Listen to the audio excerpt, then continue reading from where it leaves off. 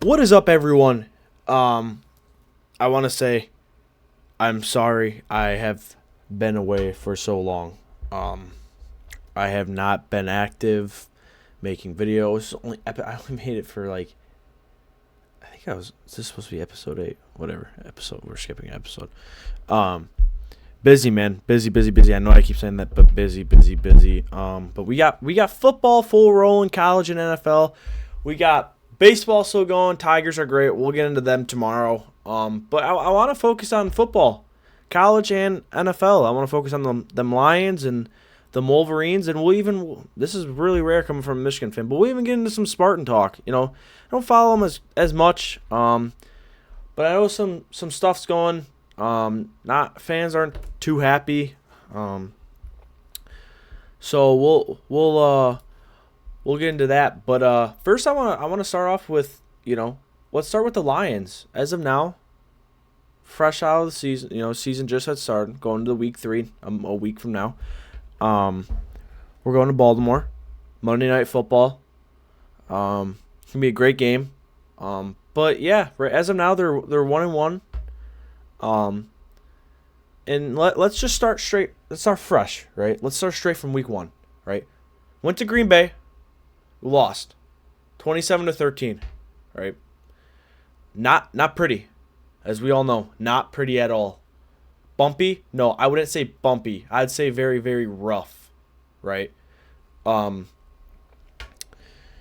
just overly not good, and not the Lions we thought that we were gonna see. We all thought that they were gonna come out. I wouldn't say all, but most of us thought that we were gonna come out just like the past 2 years and come in and steamroll, and not even steamroll, just come in and win and leave, right? But as we all know, all of us, shit, even in the whole NFL fan base, but mainly the NFC here, we all know that the Packers acquired someone very, very, very good that a lot of Lions fans are very mad about that we did not get. And that man is Micah Parsons. He got like signed 4 or 5 days before the first game, practiced barely. He didn't do shit in preseason with the Cowboys. He sat on his ass and didn't do anything. I mean, but the guy's a monster, and there's no like beating around the corner. This guy is great, and this guy put a lot of pressure on the Goff. I heard something that Goff had the most or the longest time in the pocket to throw in week 1. I had that very hard to believe for someone who was watching, and as people who are listening was most likely watching. I have that hard to believe. I mean, Micah is dealing with a some type of back injury. I don't know exactly what it is, but I know he's sort of banged up. I know everyone thought he was going to come right in straight out the get. No, he was sort of coming in just on third downs and second downs and times they really need pressure. And let me tell you, it made Goff very uncomfortable in that pocket. You could really tell the difference that man makes. Do I wish the Lions had him? Absolutely, 100%. Do I think they could have gotten him? I think so. I really do. I mean, you just re-signed J-Mo. Why couldn't for what, $83 million? You could have easily signed. I think J-Mo had another year, maybe. You could have waited for more cap space. We could have easily got Micah. But we'll stick to this theory of let Brad cook. We'll see what this man has to what he's gonna do during. I mean, I'm assuming he's gonna make some type of move during the trade deadline later in November. Yeah, dude from Cincinnati, Trey Henderson. He just signed a 1 year with Cincy. Cincy seems like they're just going down the damn drain. I mean, Burrow got turf toe. He's out for 3 months. He won't be back till December.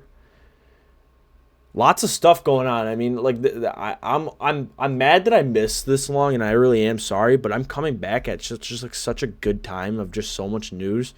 But it's weird talking. Like I'm not used to this. Like it's weird, man. But yeah. Week 2, we came back, had a huge bounce back with a blowout against the Bears. Ben Johnson and them boys from the Shy. They walked in, got their ass whooped, and we said adios, right? Second game was impressive.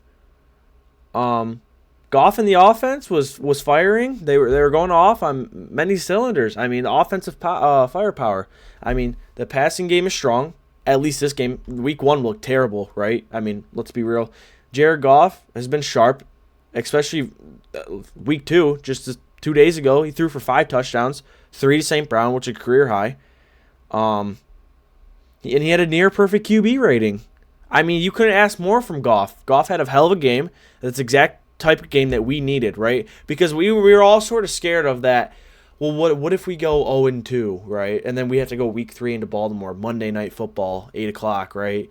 And versus Lamar, which we don't do good against mobile quarterbacks. We don't. I mean, and we have to agree.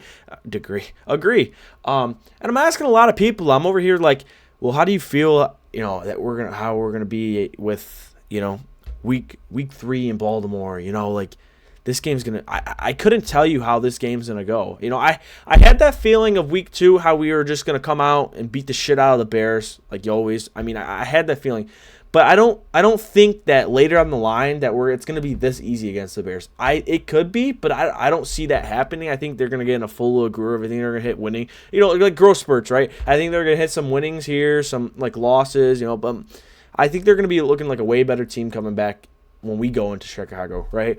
But yeah, asking people like Monday night, and they're all just, oh, no, I'm not worried. I'm not worried at all. And I'm just like, no, I know you're bullshitting me. Like, if you're not worried, like, I wouldn't say like worried though. Like, I would just say like man, because like 1-2, right? Then we go play Cleveland at home. That should be an easy one. 2-2, right? So it's just so hard. It's definitely a game don't bet on, right? But it's a game that's gonna be a shootout, right? It's 100% gonna be a shootout. But going back to week 2, like I said, St. Brown 3 touchdowns, career high. J-Mo had over 100 receiving yards. Gibbs looked great, right? Monty looked great. Sonic and Knuckles is back, right? Gibbs didn't look great. In week 1. I think he had 19 attempts or carries, and he only had like 40 yards. Terrible, right? I mean, Green Bay came out and was just ready to go. They wanted to kick our ass, and it's simple, right? You can't blame them. It's an NFC rival. You can't blame them. And I don't think Detroit had that same mentality of just Green Bay, as they were over there. Lions. So later down on Thanksgiving, we play them on Thanksgiving, I think, yeah. That's our time to get the get back. So, yeah, I mean, going back to our running backs and Gibbs and Monty, Trey has one of the better backfields and a solid group of receivers beyond just St. Brown, beyond J-Mo, and I'm even going to throw this out there, beyond Tesla. That kid is amazing, man. That kid is amazing, and he's just going to keep getting opportunities on opportunities on opportunities, man. I mean, damn. You want to talk about a walking highlight reel? One-handed catch touchdown in Green Bay. In Green Bay. One-handed catch down the sideline. The funniest part, all the Bears players started running to the locker room. They're like, yeah, it's halftime. Nope, get your ass back out here. We're going to come up and fucking score on your ass. That's the greatest part. That is the greatest part. Hell of a catch, man, by that kid. Tesla, man. Kid's a stud. Dan's going to keep giving him more chances, as he should. Kid's proven himself. Kid proved himself in preseason, for Christ's sake. I mean, man, the kid was great. Going back to week 1 and week 2 and even going into week 3, I think what's concerning to me and what our risks are, honestly, it's just our offensive line turnover, especially in our interior. Lions lost Frank Ragnow, as we know, to retirement, and guard Kevin Zeitler, right, to free agency. Replacements were, Graham Glasgow moving to center, and Christian Mahogany, which he's a rookie, or not, and the rookie Tate Ratledge, right? It's a big shift. And the consistency is going to be tested. It really is. As we all know, our schedule's hard this year, right? It's not just some patty cake shit. It's hard. The Lions have one of the tougher schedules in the 2025 season. They really do. We play Washington. We play Cincy. We play Ravens. We play the Chiefs. We play the Eagles. I don't think we're going to go on that little undefeated run that we went on the road last season. No, if you were asking me, we're not going to go 15-2. I don't see that happening. And if it does, shit, better start winning now. You only got one more game to lose. I don't see that. I really don't.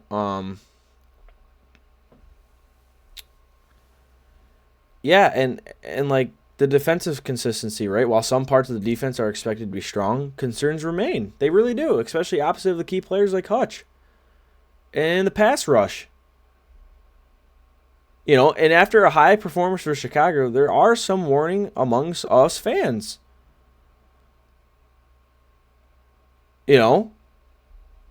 So I think it's just gonna be a day to day, right? How the practice is day to day. I think they're gonna come out and they're gonna get their stuff together. I think they're gonna be fine coming out versus Baltimore. They're gonna look way better versus Chicago. I think they're gonna look way better. I think they know that this obviously is a big game. And if you lose, you're going to fall to 1-2. So, yeah, you have. It's obviously not a must-win game, but it's a big game to start off the season in week 3, and it's Monday Night Football. Like I said, you have a new team, whether we like it or not. There's a lot of new guys. Some of these guys aren't used to this. Some of these guys have a lot bigger roles to take up here, right? And I know Dan's got it in him. Dan, this is grit. He's getting it. He's getting his point. I think they'll be fine. Like I said, they'll come out, and I think they'll look way better. But yeah, and some of the key things that us fans need to look out for versus Baltimore and stats that we need to start watching is the passing yards per game, the sack rate, how Goff holds up under pressure, right? The rushing effectiveness. Is this run game consistent to relieve the pressure off Goff on the line, right? Because if you go in, is this week 2 or week 3 going to be like week 1 Lions, or is it going to play like week 2 Lions? Because if you play like week 2 Lions, you're going to kick their ass, right? It's going to be harder, but if your defense holds up and your running game goes that way and your pass game goes that way and you give Goff some time in the pocket, yeah, you're damn right we're going to play great. But like I said, our stats to watch and our key things is our third down conversions and red zone efficiency going to be great. How's our defensive points allowed, especially in big moments versus deep passing threats? Zay Flowers. You have Lamar. Lamar is a hell of a player. He scrambles everywhere, man. He can't find a guy. Oh, I'll run. No, I found my way to the end zone. Touchdown, Ravens. So, yeah, I mean, this is a big game, scary game. If you're betting, you better know your shit, right? Yeah, I mean, big game, especially as injuries along the offensive line and defensive front.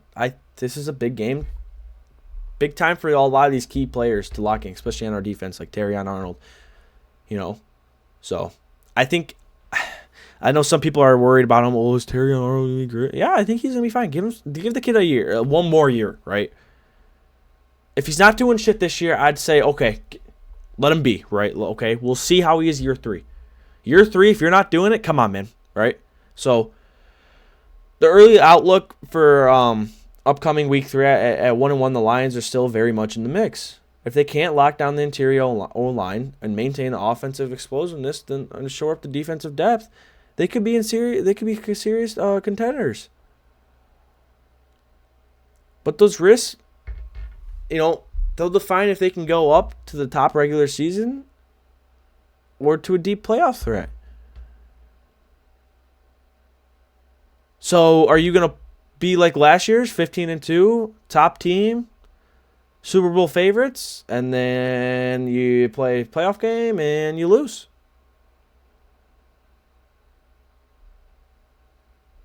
I don't know. I guess we'll just have to see.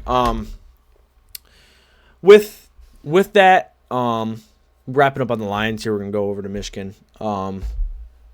Big buzz over in Michigan. Favorite kid playing. I love Bryce Underwood.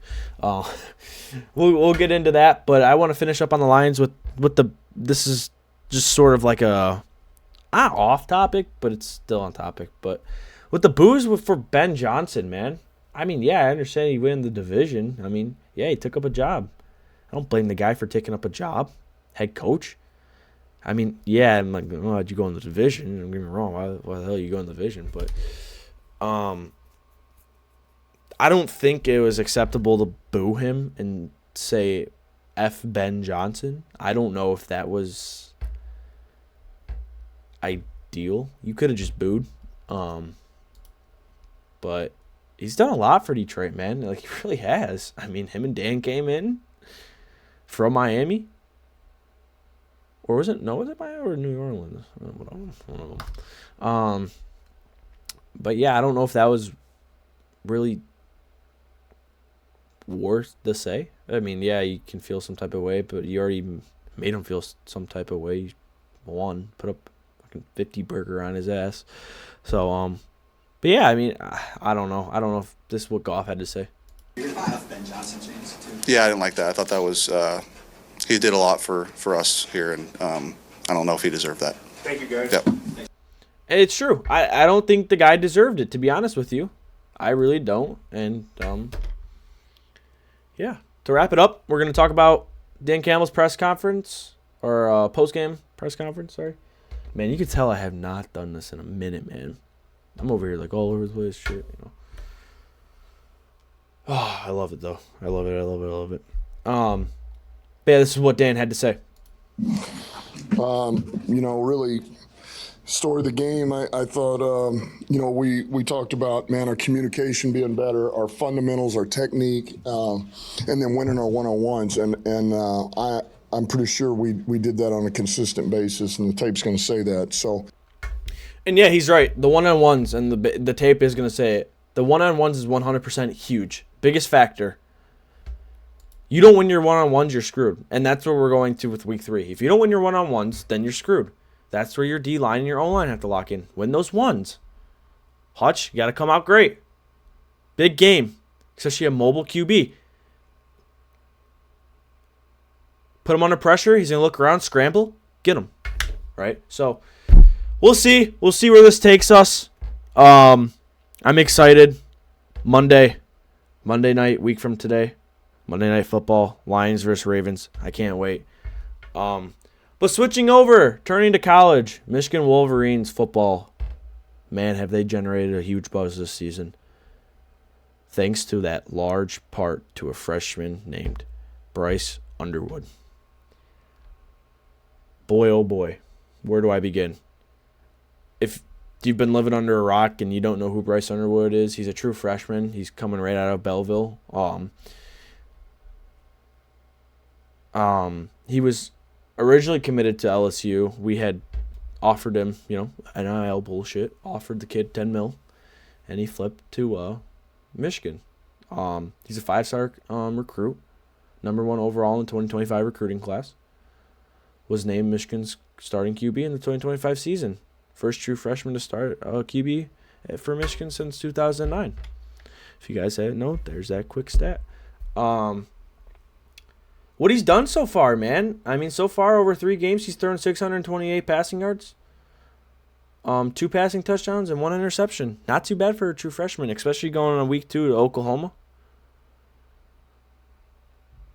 That whole game, we were trailing, but I think that was.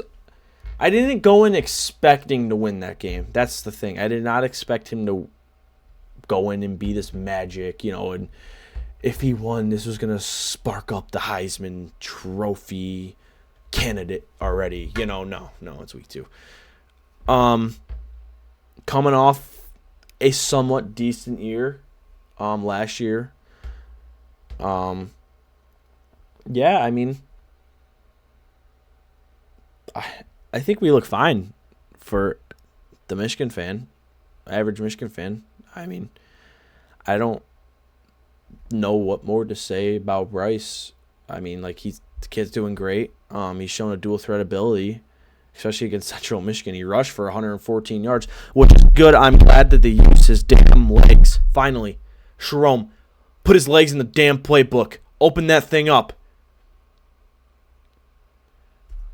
And he had 2 touchdowns plus passing yards for 235 yards and 1 TD and 1 interception. So this is only pick on the year against CMU.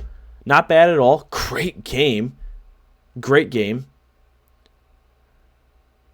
And his debut versus New Mexico, he was 21 for 31 with 251 passing yards and a touchdown and 1 throwing touchdown. I mean, the coaches are clearly confident in Underwood. The kid's a stud. His ability to lead and his creativity with both arms and legs, which Sherome needs to see those legs, man. If you don't know, Sherome's suspended for last game. He was suspended last game. He's suspended for this upcoming game versus Nebraska. 3:30 p.m. Saturday. Excited, but he didn't hold that. It was just, we're gonna open up this playbook. He steps in, lets Bryce run, lets him go. So, yeah, I think this is what we need to see more. Yeah, I mean, Bryce is a great size QB. I mean, for a QB, his talent plus physical tools. He's 6'4", 228. Great size. Ability to take hits. I don't know if you've seen his blocking skills, but he's great. He's plenty of mixed skill sets. And especially for him coming in with the recruiting process, when he had flipped from LSU, it was just huge expectations, and it's not like it's too big for him. Like, that's the thing, is he's handling this so well. Think about it. Last year, the kid was playing high school. He was shitting on kids in high school. To now, his week 2 was versus Oklahoma, SEC school. Could you imagine? And he even play that bad at all. That's the greatest part, and that's why I'm confident in Bryce. I think his challenges and his things to monitor, the only things that we really have to is it's freshman, right? Yeah, it's a big stage, but I think he's playing it great. Road games, pressure moments, but it could make highlight mistakes, right? But you have to expect that coming out of a true freshman. You can't beat this kid down, right? This kid is first game against New Mexico, 11 days prior to that, he had turned 18. That kid was 17. Not even a grown-ass adult committed to that shit, man. Like, that's nuts.